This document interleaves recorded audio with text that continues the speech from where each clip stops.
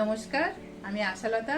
আজকে আমি আপনাদের করে দেখাবো মরিচ পনির। খুব ইজি কিন্তু খেতে দারুণ। তো এখানে আমি পনির নিয়েছি, 300 গ্রামের মতন পনির আছে। পনিরের সাইজটা ঠিক এইভাবে আমি কেটে নিয়েছি। তো পনিরগুলো একটা পাত্রে নিয়ে নিলাম। এর মধ্যে দিয়ে দেবো গোলমরিচের পাউডার, কাসুরি মেথি, গরম মশলা, চিনি, অল্প চিনি দিলাম, আর নুন দিলাম স্বাদ মতো। আর এখানে একটা মশলা করব, আদা, কাঁচা লঙ্কা আর তিল আমি এখানে 2-3 চামচ নিয়েছি। আপনারা পারলে এখানে তিলের বদলে কাজু বাদাম ব্যবহার করতে পারেন। তো অল্প একটু জল দিয়ে এটা খুব ভালো একটা পেস্ট বানিয়ে নিতে হবে। এবারে এই পেস্টটা পনিরের মধ্যে দিয়ে দিলাম। আর দিয়ে দেবো দই, এখানে 2 চামচের মতন দই দিয়ে দিচ্ছি। দইটা কিন্তু খুব বেশি টক যেন না হয়।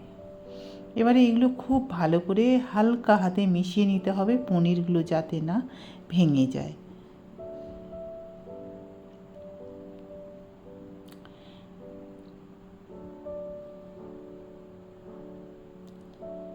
তো ভালো করে মেশানো হয়ে গেছে।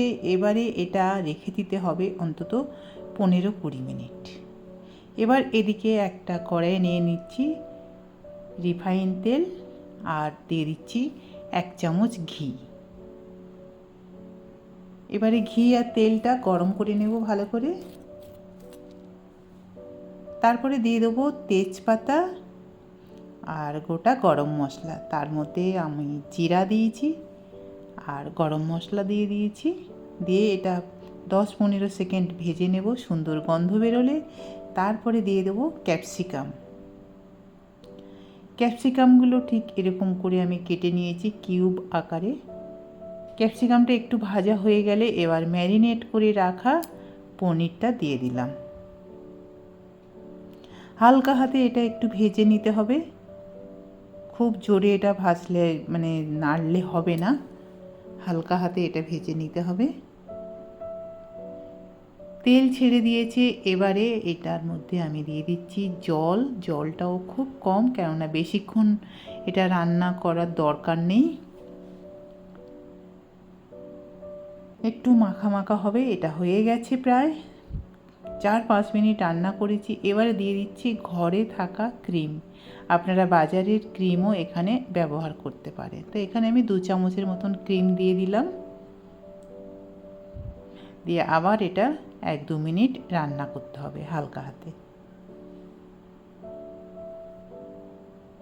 এবারে দিয়ে দেবো গরম মশলা, আবার দিয়ে দেবো এখানে গোলমরিচের পাউডার। যেহেতু এটা মরিচ পনির, সেই জন্যে এখানে গোলমরিচটা দিতে হবে। দিয়ে হালকা করে এটা নেড়ে নেব, পনিরগুলো যেন ভেঙে না যায়। এবারে দিয়ে দিচ্ছি নামানোর আগে কাঁচা লঙ্কা, আর দিয়ে দেবো ধনেপাতা অল্প। ব্যাস, খুব সহজ রান্না। তো এবারে এটা গ্যাসটা বন্ধ করে দেব। বন্ধ করে দিয়ে এটা নামিয়ে নিতে হবে। কিছুক্ষণ এটা দমে রেখে দেব আমি এমনি গ্যাস বন্ধ করে ঢাকা দিয়ে। তারপরে এটা পরিবেশন করব। এটা আপনারা ভাত, রুটি, লুচি, পরোটা, পোলাও, ফ্রাইড রাইস যার সাথে খাবেন অসাধারণ খেতে। অবশ্যই এই রেসিপিটা আপনারা একবার বাড়িতে ট্রাই করবেন। আশা করছি খুব ভালো লাগবে। কেমন হয়েছে জানাবেন কিন্তু। আমার এই রেসিপিটা যদি আপনাদের ভালো লাগে তাহলে লাইক করবেন, শেয়ার করবেন, সাবস্ক্রাইব করবেন, আর আমার বেল আইকনে ক্লিক করবেন। তাহলে নতুন নতুন ভিডিওর সাথে আপনারা আপডেট থাকতে পারবেন। নমস্কার।